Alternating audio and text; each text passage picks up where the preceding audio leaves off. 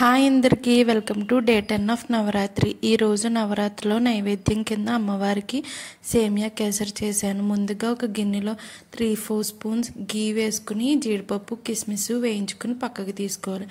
అదే గిన్నెలో 1 కప్పు సేమియాలు వేయించుకుని పక్కకి తీసుకోవాలి. దీంట్లో ఏ కప్పుతో అయితే సేమియాలు తీసుకున్నామో ఆ కప్పుతోటే 4 కప్స్ వాటర్ తీసుకుని మరిగించుకోవాలి.